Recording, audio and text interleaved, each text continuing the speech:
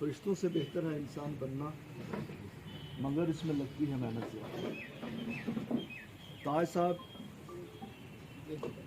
एक बुलंद किरदार, शख्सियत, आला दर्जे के कानूनदान, एक मुकम्मल आलम दीन और गरीब परवर शख्स थे। जब कभी भी कोई मरहला या मसला उनको था यासर साहब के साथ जिंदगी गुजारी है अलीगढ़ यूनिवर्सिटी से लेकर यहाँ तक उन्होंने सारा उनकी लाइफ के बारे में बयान किया। फारूक साहब को भी उनकी ज़िंदगी के बारे में मालूम है सब, लेकिन क्या करें, ये ज़िंदगी का दस्तूर है। वो कहते हैं इंसान जब पैदा होता है उसी वक्त ये लिखा जाता है कि कितनी मुद्दत के बाद, कितने अरसे के बाद, कितनी ज़िंदगी गुजारने के बाद इंसान ने वापस आना है। कहते हैं वो मंडप मरण लिखाए और मंडप में आए, पहले लिखा जाता है। तो मैं इसको इस तरह से तामीर करूँगा जैसे एक यात्रा होती है, कहीं किसी मकाम पर हम जा रहे होते हैं, रास्ते में बहुत सारे यात्री होते हैं, पैदल चल रहे हैं, कोई बीच में आपका हाथ भी पकड़ लेगा, कहीं आप कहीं आरामगाह के लिए कहीं रेस्ट भी करेंगे। मैं भी था, वो भी एक सफ़र हमने किया। एक ये चीज़ जो मैंने उनमें देखी कि जितना मैं ताज साहब को फराख दिल साथ में कभी दूसरे साथी को जेब की तरफ हाथ नहीं जाने दिया। 2-3 बार सफ़र हमने इकट्ठे किया, तो अपने से ज़्यादा दूसरे का ख्याल रखना कि शायद अगर कहीं गुजरते किसी चीज़ को ऐसे ही किसी ने देखा, सोचा शायद ये इसको पसंद आ गई, तो वो ले लेनी है और आगे जाके क्या नहीं आपकी लिए। क्या बताएं ताज साहब ने क्या क्या यादें छोड़ी हैं, और वही है याद माजी अजाब है यारब, छीन ले मुझसे हाफजा मेरा।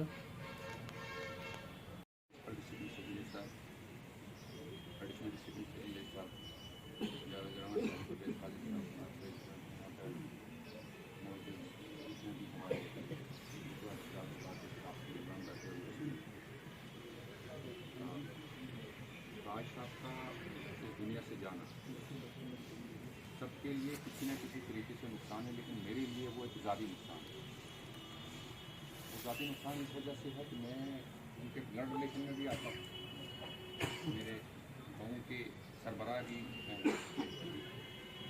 जब मैं छोटा था तो मुझे याद है कि बीवी की यादाश्त जो मुझे याद आती है कि कच्ची सी एक सड़क हुआ करती थी, तो उस पर जब ताज साहब चलते थे, ताज साहब का इस दुनिया से जाना सबके लिए किसी न किसी तरीके से नुकसान है, लेकिन मेरे लिए वो एक ज़ाती नुकसान है। वो ज़ाती नुकसान इस वजह से है कि मैं उनके ब्लड रिलेशन में भी आता हूँ, मेरे गाँव के सरबराह भी हैं। जब मैं छोटा था तो मुझे याद है कि बीवी की यादाश्त जो मुझे याद आती है कि कच्ची सी एक सड़क हुआ करती थी, तो उस पर जब ताज साहब चलते थे तो एक लोगों का हजूम होता था सुबह सुबह आते हुए। तो मैं अपने वाल साहब से पूछता था कि ये कौन है। वो कहते थे कि ये वकील हैं और ये सब इनके जो ना ये पीछे लोग कर रहे हैं, इनके क्लाइंट्स हैं या इनके साथ इनके फॉलोअर्स हैं। उस वक्त ताज साहब जो हैं वो पॉलिटिक्स में बहुत एक्टिव हुआ करते थे, तो कहीं ना कहीं हमें भी रश होता था कि यार हम भी इस शख्स की तरह बने। आज अजीज़ हज़रात, एडवोकेट, सीनियर एडवोकेट्स और सारे साथी जितने यहाँ पर खड़े हैं, दुनिया में आना और फिर दुनिया को छोड़कर चले जाना, यही हकीकत है। इस सफ़र के दौर, दुनिया के सफ़र के दौर में कई अच्छाइयों, कई बुराइयों, कई अप्स डाउन लाइफ से गुजरना पड़ता है। लेकिन दोस्तों, बड़ा वो आदमी होता है जिसके मरने के बाद चंद आदमी, चंद शख्स या अशखास उसकी तारीफ़ करें कि ये आदमी, फ़लाँ आदमी जो था वो बहुत अच्छा था। मैं समझता हूँ कि जहाँ तक सैयद ताज हुसैन शाह का तल्लक है, पिछले 30-35 साल से मैं भी इसी प्रोफेशन में हूँ। साथी जिन वो बुजुर्ग, चाहे वो पूरी साहब हों, बांडे साहब हों, मोहन सिंह जी हों, मुश्ताक शाह हों, इसाक हों, राजेंद्र हों, शासन हों, तो मेरे ख्याल में ऐसे मौके पर दर्द की वो पिछली घड़ियां जो हैं वो भी इंसान के सामने जब आती हैं तो ये मुश्किल होता है अपने आप पर कंट्रोल करना। ताज हुसैन शाह साहब के बारे में बहुत कुछ कहा गया। मैं समझता हूँ कि इतना कुछ कहने के बावजूद भी बहुत कम है। अक्सर जब प्यासा साहब और वो कहीं इकट्ठे होते थे तो मैं कोशिश करता था थोड़ा सा छेड़ने का, और इनके वो 10-5 मिनट की जो आपस में मजाक होता था वो हमें इतना माजूज करता था।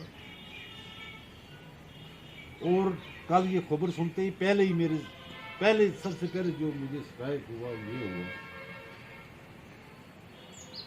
कि प्यासा साहब, जमान साहब ये इनके करीबी दोस्त थे, उन पर क्या गुजरी होगी, और वो खूबसूरत महफिलें अब वो लुट गई हैं,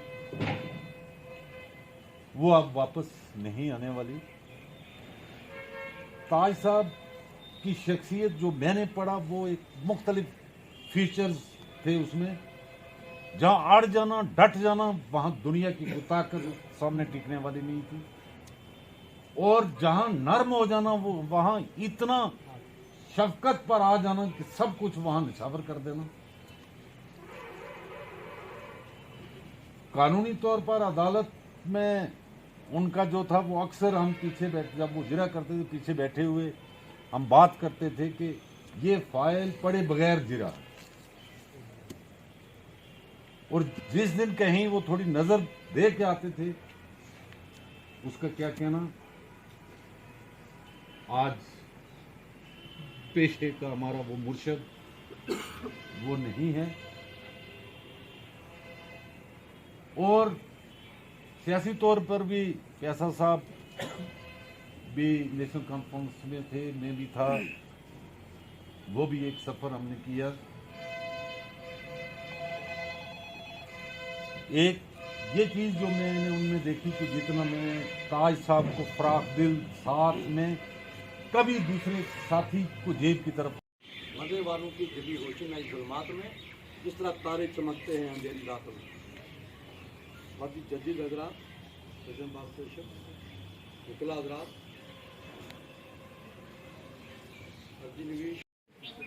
मेरे बाद 2 साल बाद वकालत शुरू की थी, लेकिन ताज शहनशाह एक शेर की तरह रहा। वो एक लीडर आदमी था, बहादुर था, और फिर उसने काफ़ी मुश्किलात का भी सामना किया और बड़ी दीदा दलेरी से उसने मुश्किलात का सामना किया। ताज शहनशाह बार में हमेशा एक पॉजिटिव रोल अदा करता रहा और एक अच्छी रहबरी करता रहा। यहाँ जुडिशरी का जो निज़ाम था उसमें ताज शहनशाह ने अपनी जब भी कोई नेक कानूनी मशवरे दिए, जब भी कोई ये सच्चाई है दुनिया की कि जिस चीज़ ने दुनिया में आना है और उसने एक दिन जाना। कुरान में इसका जिक्र है, बेहतर जगहों पे, बहुत जगहों पे इसका जिक्र है कि जिस चीज़ ने दुनिया में आना है उसने एक ना एक दिन जाना है। ताज हुसैन शाह साहब एक ऐसी शख्सियत थे जो कि खाली उनके जाने से खाली बार एसोसिएशन पूंछ को नुकसान नहीं हुआ, बल्कि मैं जब जम्मू बार में वकालत करता होता, अगर वहाँ से कोई पूछता था पूंछ बार के रिलेटेड में, तो सिर्फ ताज हुसैन शाह का नाम लेते थे कि वहाँ पे एक ऐसे वकील हैं ताज हुसैन शाह साहब के जो इतने अच्छे वकील हैं जिनको ना कि सिर्फ बार एसोसिएशन पूंछ बल्कि जम्मू बार और इवन के बार काउंसिल ऑफ इंडिया भी उनको जानती थी। वो ना ही एक अच्छे वकील थे बल्कि एक अच्छे सोशल वर्कर भी थे, एक अच्छे पॉलिटिकल लीडर थे, और उनके जाने से ना सिर्फ बार एसोसिएशन पूंछ को बल्कि पूरा एक खिता पीर पंचाल को और खसूसी तौर पर state of Jammu and Kashmir को बहुत बड़ा नुकसान हुआ है, जिसकी भरपाई होना आइंदा फ्यूचर में मुमकिन है। Thank you sir. Mohsin Shah साहब का सदर बार एसोसिएशन पुंछ आज हमारे बीच में नहीं है। कल दोपहर के वक्त जम्मू मेडिकल कॉलेज में उनका इंतकाल हो गया। वो अपने मालिक हकीकी से जा मिले। हर शख्स को मौत का मज़ा चखना है। कुल्लु नफ्सिन ज़ायक़तुल मौत।